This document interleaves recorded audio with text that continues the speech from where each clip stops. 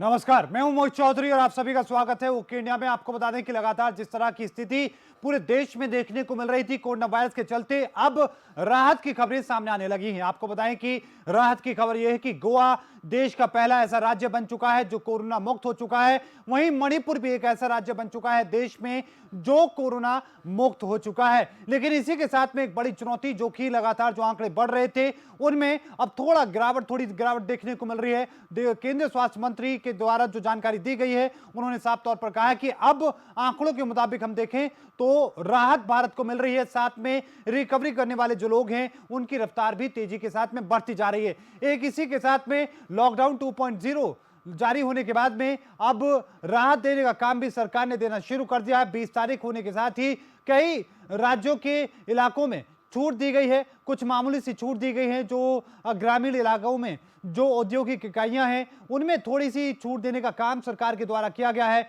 और साथ में अभी भी कुछ नियम सख्त हैं और जहां पर कोई अभी भी अगर मामला सामने निकल कर आता है तो तुरंत उस इलाकों से छूट खत्म करने की बात कही गई है। आज हम आपको वही छूट दिखाएंगे कि किस तरीके से किस इलाके में किस तरह की छूट दी गई है, क्योंकि पंजाब में मात्र किसानों को ही छूट मिली है। लॉकडाउन के साथ साथ वहां पर कर्फ्यू है। और साथ में आपको यह भी बता दें कि दिल्ली सरकार ने साफ मना कर दिया है कि वो अभी इन हालातों के बीच में किसी को कोई छूट देने वाले नहीं है। तो वहीं दिल्ली की हम बात करें तो दिल्ली की स्थिति के साथ साथ महाराष्ट्र के मुंबई में भी किसी तरह की छूट भी कहीं पर नहीं मिलेगी। आपको बता दें कि पूरे देश के जो हाल है पिछले 24 घंटे के अगर हम आपको बताएं तो 24 घंटे में 36 नए आंकड़े सामने आए जिनकी मौत हुई है। लेकिन इनके साथ ही नए मरीजों का जो आंकड़ा है उसमें कुछ गिरावट देखने को मिली है।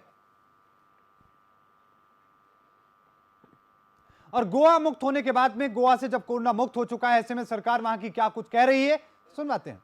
कि गोवा में 0 केसेस कोविड के आफ्टर द 3 अप्रैल एक भी पॉजिटिव केस नहीं मिली है और लास्ट पेशेंट जो था वो आज नेगेटिव आ गया है। मुझे अनाउंस करते वक्त कि गोवा में एक भी इस वक्त पॉजिटिव पेशेंट नहीं है, बहुत खुशी की बात है। मैं कॉन्ग्रेचुलेट करता हूँ हमारी पूरी कोविड हॉस्पिटल की टीम कि जिन्होंने इस बहुत बड़ा काम किया। और सभी जितने 7 पेशेंट्स थे हमारे यहाँ पे, जो 6 पेशेंट्स जो फॉरेन कंट्री से यहाँ पे आए थे और एक पेशेंट जो उनका एक पेशेंट का भाई था, वो सभी के सभी ट्रीट हो चुके, सभी के सभी अभी at present in the institutional quarantine centre. और एक पेशेंट जो है वो कल इंस्टीट्यूशनल क्वारंटाइन सेंटर में जा रहा है और वो भी नेगेटिव हो चुका।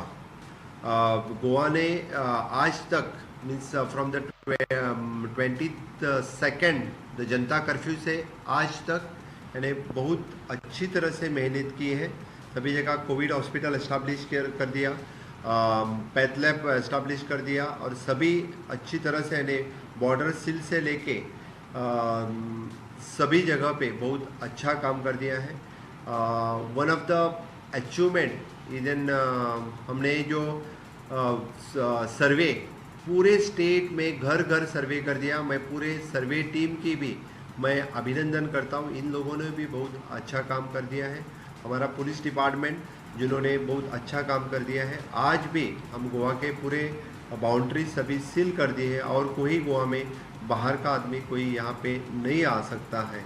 इसी तरह से इन सभी के वास्ते हमारे हेल्थ डिपार्टमेंट के सभी के वास्ते हम आज 0 केसेस गोवा में कह सकते हैं।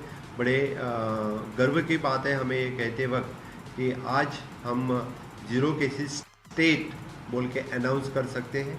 फिर भी मैं सभी लोगों को आह्वान करता हूं कि सोशल डिस्टेंसिंग मेंटेन रहे। जिस तरह से लॉकडाउन 3 तारीख तक मेंशन किया माननीय मोदी जी ने, सेंट्रल गवर्नमेंट ने कहा है, वो 3 तारीख तक लॉकडाउन स्टेट में उसी तरह से रहेगा। जो रिलैक्सेशन सेंट्रल गवर्नमेंट ने दिया है उन लोगों को ही सिर्फ रिलैक्सेशन मिलेगा, बाकी कुछ नहीं चलेगा। 20 तारीख से जितना रिलैक्सेशन मिलता है स्टेट में in consultation with the central guideline, उन लोगों को ही।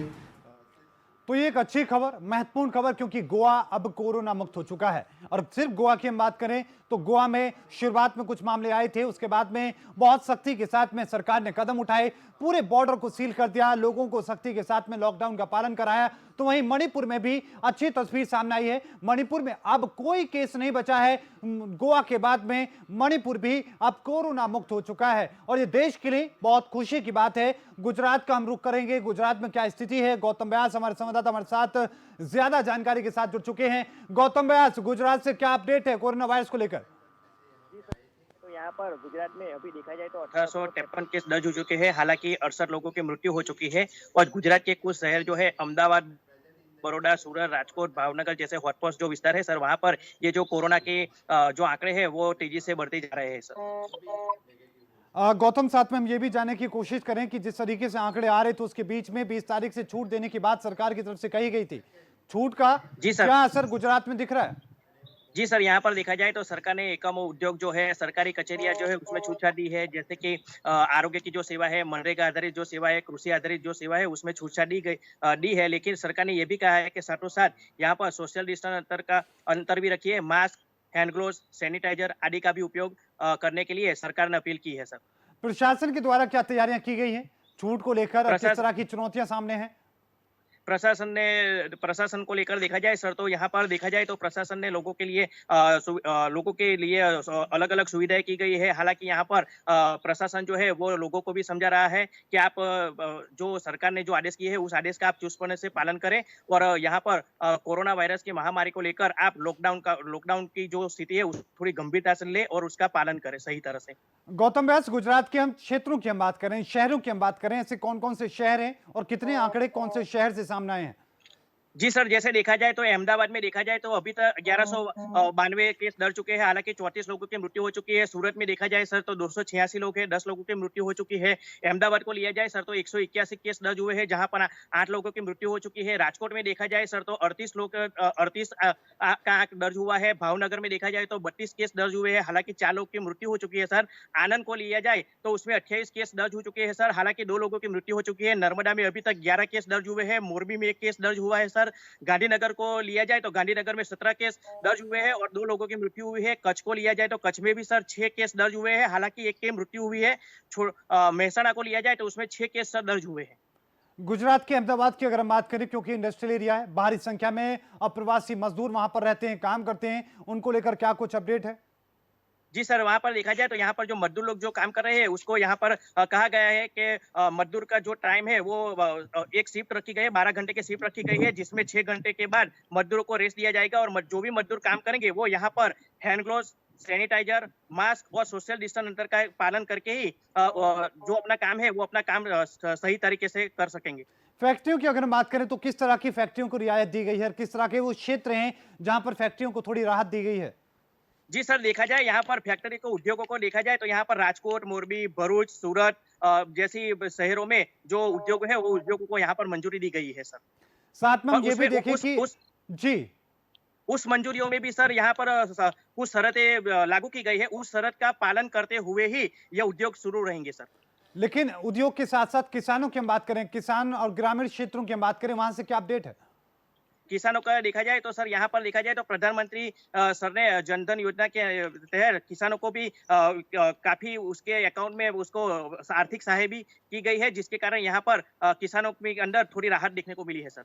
गेहूं की जो फसल है वो पककर तैयार हो चुकी है और पकने के बाद में मंडी ले जाना चाहते हैं किसान, उसको लेकर क्या अपडेट है? जी सर, देखा जाए तो यहाँ पर वो जो लेना चाहते हैं, ट्रांसफर करना चाहते हैं, वहां पर देखा जाए तो कुछ शहरों में सर उसको थोड़ी तकलीफ भी हो रही है सर। हालांकि कुछ शहर यहाँ पर ऐसे भी है सर के कई किसानों को यहाँ पर जो फसल की है, जो पाक किया है, वो उसका कुछ शहरों में वो पाक जो है वो नष्ट भी हो चुका है सर, जिसके कारण उन लोगों को काफी नुकसान भुगतने का भी समय आया है सर। और साथ में हम ये भी बात करें कि जो अब छूट दी गई है उससे जो औद्योगिक इकाई के जो लोग हैं, व्यापारी जो लोग हैं, उनमें क्या बात वो कहते नजर आ रहे हैं? क्या सरकार के साथ वो हैं?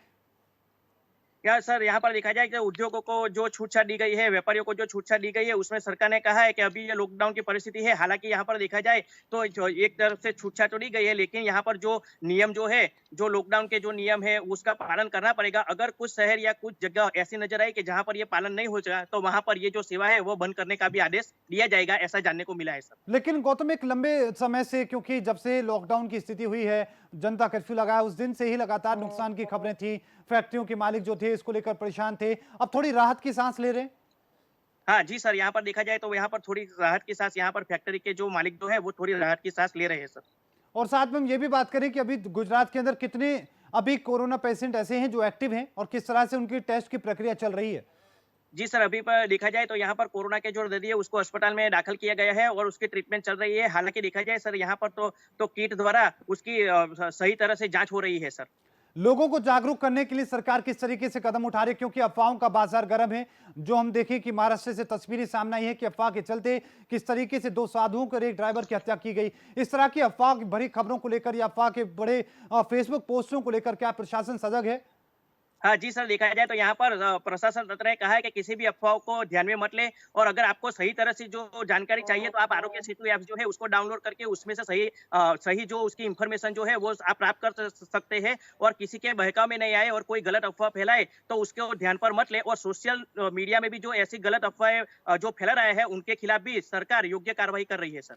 साथ में हम देखें कि अभी देश के 2 राज्य ऐसे हैं जो कोरोना मुक्त हो चुके हैं। गोवा पहला राज्य बना है, उसके बाद मणिपुर, और गुजरात की हम बात करें तो गुजरात में क्या लोगों में इस खबर से थोड़ा उत्साह बढ़ा है? वो भी गुजरात को कोरोना मुक्त बनाने के लिए अपना योगदान देते नजर आ रहे हैं। जी सर, यहाँ पर देखा जाए तो ये जानने को मिला है, बहुत ही अच्छे समाचार मिल रहे हैं। यहाँ पर गोवा और मणिपुर जो है वो कोरोना मुक्त जाहिर हो चुका है। यहाँ हालांकि गुजरात के लोगों में भी खुशी की लहर व्यापी है और वो भी यहाँ पर लॉकडाउन का चुस्त पालन करे और लोगों को लॉकडाउन का पालन करने के लिए लोगों को अपील कर रहे हैं। हालांकि जनता में भी सर यहाँ पर काफी उत्साह और खुशी की लहर देखने को मिली है। सैनिटाइज की हम बात करें तो इलाकों को सैनिटाइज करने का काम क्या किया जा रहा है? कौन कौन से क्षेत्र ऐसे चिन्हित किए जा रहे हैं जिनको सैनिटाइज किया जा रहा है? और जब सैनिटाइज किया जाता है तो किस आधार पर उसको एरिया को, उस स्थान को चुना जाता है? जी सर, यहाँ पर देखा जाए तो गुजरात के कुछ शहर ऐसे हैं जहाँ पर सैनिटाइज सरकारी कचेरियां है, ग्राम पंचायत है, ऐसी जो कचेरियां है वहां पर उसको सैनिटाइजर किया जाता है। और जो लोग सैनिटाइजर करने के लिए आते हैं सर, उन लोगों को पूरी सिक्योरिटी के साथ मास्क, हैंड ग्लोव्स, सैनिटाइजरिंग आदि का उपयोग करके उन लोगों को, ऐसे आदमी को पूरे सुरक्षा के साथ उन लोगों का उपयोग किया जा रहा है सर। बहुत बहुत धन्यवाद गौतम व्यास, तमाम जानकारी को साझा करने की, पूरी रिपोर्ट हमारे साथ साझा करने के लिए। गौतम व्यास हमारे संवाददाता गुजरात से हमारे साथ जुड़े, उन्होंने बताया कि किस तरीके से गुजरात में फिलहाल स्थिति है और किस तरीके से गुजरात में 20 तारीख के बाद से अब छूट दी जानी शुरू हो चुकी है। उससे जो औद्योगिक इकाई के जो लोग हैं उनमें किस तरह का आलम है, लोग किस तरह से अपनी बातें कहते नजर आ रहे हैं। और सबसे महत्वपूर्ण बात यह कि अफवाहों का जो बाजार गर्म है उसको लेकर गुजरात प्रशासन क्या कुछ कदम उठा रहा है। ग्रामीण क्षेत्रों की हम बात करें तो गुजरात में जो ग्रामीण क्षेत्र हैं वहां पर किसानों को लेकर क्या कुछ अपडेट है, किस तरह की तैयारी वहां पर ग्रामीणों को लेकर, किसानों को लेकर प्रशासन ने किया है, क्योंकि खेत में जो पकी हुई फसल खड़ी है और ऐसे में कोशिश यही की जा रही है कि किसानों को कोई तकलीफ ना हो, उनकी किसी तकलीफ के बिना उनकी जो फसल कट सके और फसल कटने के साथ साथ मंडी भी पहुंच सके। आपको बता दें कि पूरे देश में अलग अलग तरह की तस्वीरें सामने हैं और ऐसे में अच्छी तस्वीरें गोवा से और मणिपुर से सामने आई हैं, जहां पर अब ये 2 राज्य कोरोना मुक्त हो चुके हैं। पहला राज्य देश का बना है गोवा, जो अब कोरोना मुक्त हो चुका है। इन खबर के बाद में पूरे देश में खुशी की लहर है, उत्साह का माहौल है और ऐसे में गुजरात में भी जो लोग हैं वो उत्साहित हैं। उन्हें भी पूरी उम्मीद है कि जल्द ही गुजरात भी कोरोना मुक्त होगा। लेकिन गुजरात के साथ साथ बाकी राज्यों पर अगर नजर डालें तो अभी कई इलाके ऐसे हैं, कई राज्य ऐसे हैं जहां की स्थिति थोड़ी गंभीर नजर आ रही है। महाराष्ट्र की हम बात करें तो वहां पर लगातार जो आंकड़ा है वो बढ़ता नजर आ रहा है। 220 से ज्यादा लोगों की मौत अब तक हो चुकी है। 4,000 से ज्यादा का जो आंकड़ा है वो पार हो चुका है संक्रमितों में। और पूरे देश की हम बात करें तो 17,000 से ज्यादा पूरे देश में मामले सामने आ चुके हैं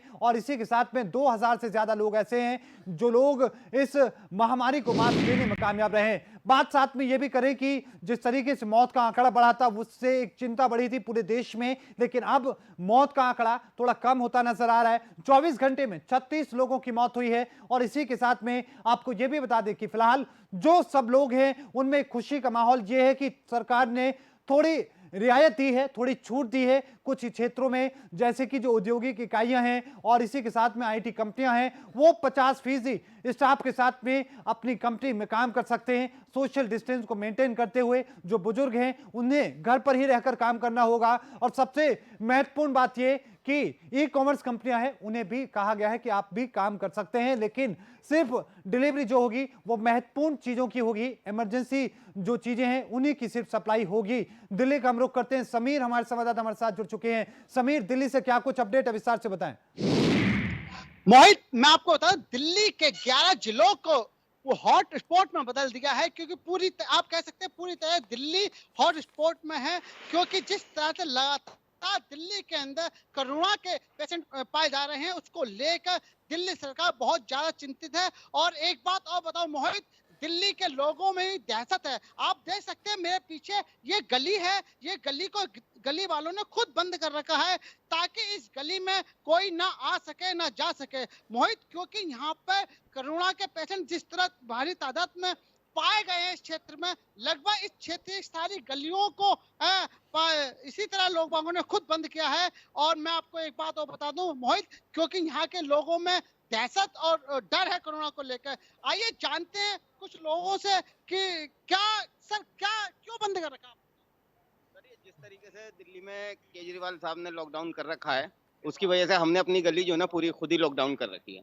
तो सर क्या मतलब ऐसा क्या रीजन हुआ जो आपने इस तरह पूरी लगभग सारी गलियां बंद? बाहर के लोगों की वजह से कुछ अपनी खुद ही देखभाल करते हैं, खुद ही सफाई करते हैं, और दिल्ली सरकार ने कह रखा है तो जाहिर सी बात है दिल्ली सरकार का हमें पालन करना चाहिए, तो हमने अपनी गलियां खुद ही लॉकडाउन कर रखी है। आप लोग सब्जियां किस तरह लाते हो? सब्जी या खाने की चीजें? सब्जियां लाने के लिए हमारे मोहल्ले के ये अमन ने जो क्लोजिंग कर रखी है, इसके बाहर रेहड़ियां आती हैं, उन्हीं से हम सब्जियां लेते हैं। अदरवाइज कोई भी कहीं नहीं जाता। अपनी गलियां पूरी तरह से लॉकडाउन कर रखी हैं। घर घर में जाकर हम मोटिवेट भी कर रहे हैं लोगों को कि बाहर ना निकलें। मोहित, आपको मैं बता दूं किस तरह से यही हाल है जहां के तमाम गलियों का गली वालों ने खुद गलियां अपनी बंद कर रखी हैं, और इस गलियों को बंद करने का मतलब यही है कोई ऐसा व्यक्ति इनकी गली में ना आ सके। लेकिन समीर, क्योंकि 20 तारीख के बाद से कुछ राहत देने की बात प्रधानमंत्री मोदी ने कही थी, छूट देने की बात कही थी, दिल्ली वासियों को वो छूट नहीं मिली है, क्योंकि वायरस लगातार दिल्ली में सबसे ज्यादा प्रकोप नजर आ रहा है। ऐसे में लोगों के मन में क्या बात है, वो क्या कहना चाहते हैं, क्या दुख है इस बात का उन्हें की राहत नहीं मिली? जी, आप क्या बताएंगे, जैसे और क्षेत्रों में मतलब और राज्यों में 20 तारीख के बाद ढील देने की बात की गई थी, दिल्ली सरकार ने ढील नहीं दी, तो आपका इस पे क्या कहना? मेरा ये कहना है कि भाई ढील तो थोड़ी बहुत देनी चाहिए, क्योंकि लोग कारोबार से परेशान हैं और मतलब वैसी भी चीज़ों से परेशान हैं, और लॉकडाउन हो रहा है तो इसका मतलब ये है कि थोड़ा लॉकडाउन का पालन किया जा रहा है। सभी लोग लॉकडाउन का पालन कर रहे हैं, और हम दूध लेने जा रहे हैं। देखो, हम दूध लेने जा रहे हैं तो जाना तो पड़ेगा ही दूध लेने, इसलिए थोड़ा ढील दे देंगे अगर तो बढ़िया रहेगा, बेहतर रहेगा। मोहित, बिल्कुल साफ कहना है दिल्ली वालों का कि किसी थोड़ा बहुत ढील देना चाहिए था अरविंद केजरीवाल को, क्योंकि उनके कारोबार हैं, उनकी गलियां हैं बंद हैं, और जो उनके जरूरत के सामान है वो उन्हें लाना या ले जाने में परेशानी हो रही है। मोहित, बहुत बहुत धन्यवाद समीर, तमाम जानकारी को साझा करने के लिए। समीर सिद्दीकी हमारे साथ दिल्ली से हमारे साथ जुड़े, उन्होंने बताया कि किस तरीके से दिल्ली में फिलहाल स्थिति है और किस तरह के वहां पर हालात हैं। जो लोग हैं अब वो खुद सजग हैं, लॉकडाउन का पालन करते नजर आ रहे हैं, और ना सिर्फ लॉकडाउन का पालन बल्कि अपने इलाकों को, अपनी गलियों को खुद ही उन्होंने सील किया हुआ है, ताकि कोई भी बाहर का व्यक्ति अंदर ना जा सके और कोई भी अंदर का व्यक्ति बाहर ना जा सके, और जो संक्रमण है वो उनकी कॉलोनी में, उनकी गलियों में पैर न पसार ले। लेकिन एक दुख जरूर उनके चेहरों पर नजर आ रहा है दिल्ली वासियों के, क्योंकि देश के बाकी राज्यों में छूट दी गई है कुछ इलाकों में कुछ कामों को लेकर, और इसी के साथ में दिल्ली में कुछ लोगों को इसका एक मलाल है कि वहां पर उसका कोई भी राहत उनको वहां पर नहीं मिली है। प्रयागराज का रुख करते हैं, प्रयागराज में किस तरह की स्थिति है। अमित मिश्रा हमारे संवाददाता हमारे साथ जुड़ चुके हैं। अमित मिश्रा, क्या कुछ अपडेट है प्रयागराज से, विस्तार से बताएं। जी, प्रयागराज में भी अभी तरह कोई ठोस या आधिकारिक घोषणा नहीं हुई है। हालांकि सुबह की जो तस्वीर निकल रही थी, कुछ लोग बाहर हावी में निकल आए थे, जो बाहर कहते हैं लोग, तो जोशी जो नया पुल है वहाँ पे जाम लग गया था। हालांकि वहाँ प्रशासन पहुँच कर कुछ जाम खुलवा दिया है। जी, लेकिन लोगों को जागरूक करने का काम प्रशासन किस तरीके से कर रहा है, क्योंकि राहत के नाम पर कुछ मनमानी की तस्वीरें देखने को मिली है? जी, एक बार प्रश्न दोहरा दें क्योंकि आवाज नहीं आई।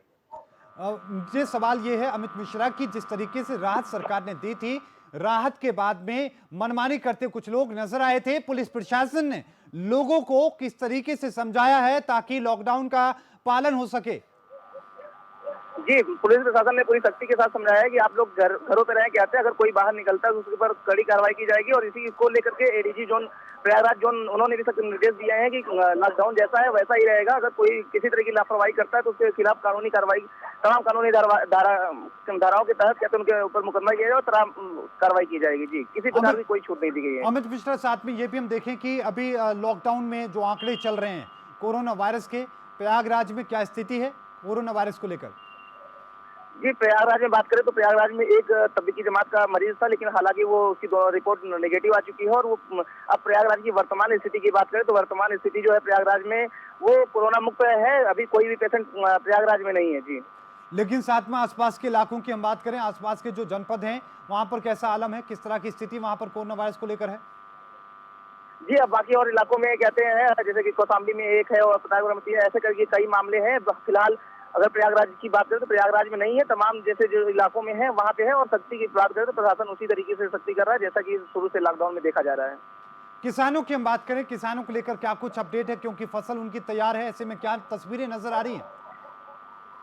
जी, किसानों की बात करें तो किसानों में फसल तैयार है और फसल की कटाई भी चल रही है कहते हैं। तो ऐसे में किसान थोड़ा सा चिंतित हैं, लेकिन लगातार बात करें तो शासन प्रशासन पे और मुख्यमंत्री स्तर पर लगातार मीटिंग हो रही है किस तरीके से किसानों को छूट दिया जाए। उनको जल्दी को तो तैयारी कर रही है, प्रशासन जुटा हुआ है कि उनको छूट दिया जाए, उनको किसी तरीके से लाभ पहुंचाया जाए जैसे कि वो फसल जो है उनके खराब न हो और वो काट करके उसको कहते ले जा सके। जी, लेकिन साथ में अमित मिश्रा, अगर छूट दी जाती है, राहत दी जाती है, तो प्रशासन क्या उसको लेकर तैयार है? क्योंकि जिस तरीके की तस्वीरें सुबह देखने को मिली हैं, अचानक से लोग सड़कों पर निकल आते हैं, जाम लग जाता है, तो उसको लेकर प्रशासन क्या तैयार नजर आ रहा है?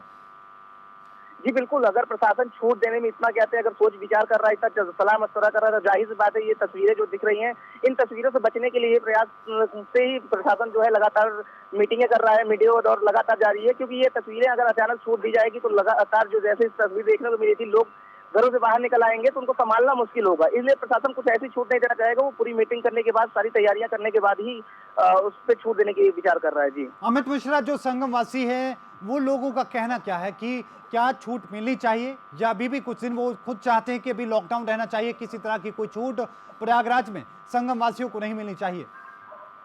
जी, जाहिर बात है, अगर लोगों की बात करें तो लोग कह रहे हैं कि जरूरी चीजों में जैसे सामान छूट मिली हुई है वैसे मिलना चाहिए। और जो मजदूर है उनके लिए थोड़ी व्यवस्था का, और किसान की बात करें तो किसान चाहते हैं किसानों के लिए थोड़ी सी छूट हो। बाकी उसके बाद जान है जो जहान है वाली स्थिति है। और लोग चाहते हैं कि लॉकडाउन अगर हमारे भलाई के लिए हो तो लॉकडाउन रहे। हालांकि कुछ चीजों में छूट होनी चाहिए जिससे जरूरी जो रोजमर्रा की चीजें हैं किसानों के लिए छूट होनी चाहिए, इस तरीके की बात कर रहे हैं। जी, लोगों के साथ साथ हम ये भी हम बात जानने की करें कि किसानों की खासकर की फसल पककर तैयार है, कटती है, तो क्या उसके स्टोरेज को लेकर क्या प्रशासन ने कोई तैयारी की है? मंडी तक पहुंचाने के लिए क्या कोई कदम उठाए हैं? जी, चल रही है। सीएम लगातार कह रहे हैं कि ऐसी कोई स्थिति नहीं आएगी कि किसानों को दिक्कत हो। उसके बेचने के लिए कहते हैं किसानों को जहां जाना पड़ता है उसके लिए भी पूरी तैयारी की जा रही है। साथ में हम ये भी हम जानने की कोशिश करें कि जिस तरीके से फिलहाल लोगों में उत्साह का माहौल है, वो उसको लेकर क्या गोवा और मणिपुर की तरह वो भी तैयार है प्रयागराज वासी कि उत्तर प्रदेश भी जल्द ही कोरोना मुक्त हो? जी बिल्कुल, बहुत बहुत धन्यवाद अमित मिश्रा तमाम जानकारी को साझा करने के लिए। तो अमित मिश्रा हमारे संवाददाता हमारे साथ जुड़े प्रयागराज से, उन्होंने बताया कि किस तरीके से प्रयागराज की स्थिति फिलहाल देखने को मिल रही है। सबसे महत्वपूर्ण बात यह कि प्रयागराज में कुछ तस्वीरें सामने आई थी, जो छूट के नाम पर जो लोग अचानक से सड़कों पर आ गए थे, उससे जाम लग गया था। उसके बाद में प्रशासन ने सख्ती दिखाई, लोगों को समझाया कि कोई छूट प्रयागराज में फिलहाल नहीं है, ताकि लोग लॉकडाउन का पहले की तरह पालन कर सके। क्योंकि प्रयागराज में राहत की खबर यह है कि कोई भी मामला फिलहाल वहां पर सामने नहीं आया है, तो एक राहत की खबर यह है। और इसी के साथ में जो कुछ मामले थे उनको लेकर भी लगातार काम किया गया। अब ताजा तस्वीरें जो सामने आई हैं उसमें वो रिपोर्ट भी नेगेटिव आई है, और ऐसे में एक उत्साह है लोगों में और उम्मीद है, क्योंकि जिस तरीके से गोवा और मणिपुर जो ये कोरोना मुक्त हुए हैं, उससे ये लोग उत्साह में हैं कि जल्द ही उत्तर प्रदेश भी और पूरा देश भी जल्द ही कोरोना मुक्त होगा। उम्मीद यही की जा रही है, और इस जंग में हर देशवासी सरकार के कंधे से कंधा मिलाकर कदम उठाता हुआ नजर आ रहा है। सरबजीत हमारे साथ जुड़ चुके हैं महाराष्ट्र से अपडेट के साथ में। सरबजीत, क्या कुछ अपडेट महाराष्ट्र से कोरोना वायरस को लेकर? जिस तरह से कल 20 अप्रैल से सीएम ने बोला था कि कुछ जगहों के छूट दी जाएगी, हालांकि रेड जोन, ग्रीन जोन और ऑरेंज जोन में डिवाइड कर दिया गया था, लेकिन जो मुंबई इलाका है वो रेड जोन में आता है। तो कहीं ना कहीं जो छूट है वो मुंबई इलाके में या मुंबई रायगढ़ जिला को नहीं मिल पाएगा। लोग इसका गलत फायदा उठा रहे हैं। सीएम ने आह्वान भी किया है कि अगर आप लोग अपना जो कानून व्यवस्था का उल्लंघन करेंगे तो ये जो छूट दी गई है उसे भी बंद कर दिया जाएगा और कानूनी कार्रवाई की जाएगी। जी सरबजीत, कोरोना वायरस के चलते जहां महाराष्ट्र त्रस्त है तो वहीं अफवाहों का जो बाजार है वो भी गर्म है। आलम यह है कि 2 संतों की हत्या कर दी जाती है, एक ड्राइवर की हत्या कर दी जाती है पालघर की, उसको लेकर कुछ अपडेट हो? जी, कहीं ना कहीं जिस तरह से पालघर में शनिवार को लोग जो 2 संत थे वो अपना मंदिर में रहने वाले थे, गुजरात किसी अंतिम संस्कार में किसी के जा रहे थे, अंतिम दर्शन के लिए जा रहे थे, जिससे पुलिस ने नाकाबंदी लगाया था। नाकाबंदी उनके पास पास नहीं था। नाकाबंदी को देखते हुए उन्होंने गाड़ियां जो है अपनी ग्रामीण क्षेत्र से ले जाने की कोशिश की, लेकिन कहीं ना कहीं जो ग्रामीण थे उनको चोर समझ के उनकी मार के जो हत्या एक तरफ से पिटाई कर दी गई। पिटाई के बाद जो अस्पताल पहुंचने के बाद उनको मृत घोषित कर दिया गया। तो कहीं ना कहीं इस मामले को देखा जाए तो एक बड़ा हादसा भी था, जिसपे 101 लोगों को गिरफ्तार कर लिया गया है। हालांकि जो जांच है वो सीआईडी को सौंप दी गई है। जी सरबजीत, साथ में हम ये भी जानने की कोशिश करें कि कोरोना वायरस के साथ साथ जिस तरीके से अब राजनीति भी चरम पर है इस मामले को लेकर, तो राजनीति के हिसाब से क्या कुछ तस्वीरें देखने को मिल रही हैं? कहीं ना कहीं सभी पार्टियों को इस पे राजनीति शुरू हो चुकी है, लेकिन कहीं ना कहीं उनका बोलना है कि ये कोरोना वायरस की वजह से इस पे राजनीति न किया जाए। एक अफवाह के चलते ये पूरा कांड हुआ है। अगर जो भी अफवाह फैलाएगा उस पर कानूनी कार्रवाई की जाएगी। हालांकि जो वायरल खबर थी उसकी अब तक जांच की जा रही है कि ये किसने अफवाह फैलाया था और ये कदम कैसे उठाया गया। जी लेकिन सरबजीत, लोगों में क्या कोई डर है? क्या किस तरह की बातें लोगों में देखने को मिल रही हैं? कहीं ना कहीं इस घटना से वहाँ के जो पुलिस अधिकारी थे उनको सस्पेंड कर दिया गया है। तो लोगों में एक आह्वान भी फैलाया गया है कि अफवाहों पे ध्यान मत दें। अगर कोई गलत खबर फैलाता है तो उसको नजदीकी 100 नंबर पे फोन करके इसकी जानकारी दे, तो उसकी जांच की जाएगी और जो अफवाह फैलाएगा उस पर भी कानूनी कार्रवाई की जाएगी। मुख्यमंत्री ठाकरे ने किस तरीके से लोगों को आश्वस्त किया कि इस तरह की घटनाएं आगे नहीं होंगी और पुलिस काम कर रही है अपना? जी, कहीं ना कहीं जिस तरह से देखा जाए तो इस पे कड़क एक्शन लिया गया है। हालांकि मामला अभी इसमें 2 लोग को सस्पेंड भी कर दिया गया है और बाकी जो गिरफ्तारी है 101 लोगों की गिरफ्तारी भी हो चुकी है। उद्धव ठाकरे का यही कहना है कि आप अफवाह पे ध्यान मत दें और जो भी है सरकार आपका जो लॉकडाउन का पालन करें, घरों में रहें, उसका पालन करें। आइंदा ऐसी घटना ना हो इसके लिए पुलिस व्यवस्था जो है वहाँ बढ़ा दी गई है। सरबजीत, कुछ राहत की बात थी कि 20 तारीख के बाद से कुछ राहत मिलेगी। अब मुंबई वासियों को ये सुविधा नहीं मिल पाएगी, तो मुंबई वासियों को क्या इसकी कोई कसक है? क्या लोग कहते नजर आ रहे हैं? जी, कहीं ना कहीं उनको भी लगा था कि जिस तरह से 20 तारीख के बाद कुछ ना कुछ जो रोड पे जो वाहन है वो शुरू हो जाएंगे, हालांकि जो कंपनियां हैं वो शुरू हो जाएंगी, लेकिन जो मुंबई इलाका है वो रेड जोन में आता है। तो इसका जो फायदा है वो मुंबई इलाकों को नहीं मिल पाएगा। हालांकि आगे का जो इलाका है जो ग्रीन जोन में आता है वहाँ पे ट्रांसपोर्टिंग शुरू कर दी गई है, सड़कों की मरम्मत की जा रही है, इलेक्ट्रिशियन जो है वो अपना काम कर सकते हैं।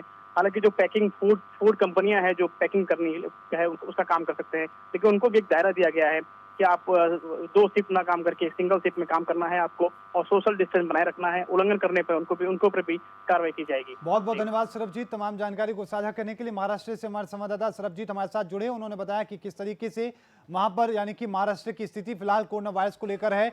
पालघर में हुई इस घटना के बाद में पूरा देश गमगीन है, लेकिन इसको लेकर मुख्यमंत्री उद्धव ठाकरे ने किस तरीके से हिदायत दी है और आश्वस्त किया है लोगों को कि इस तरह की घटना आगे नहीं होगी। इस बुलेटिन में अभी के लिए इतना ही। देखते रहिए ओके इंडिया, मुझे दीजिए इजाजत, धन्यवाद।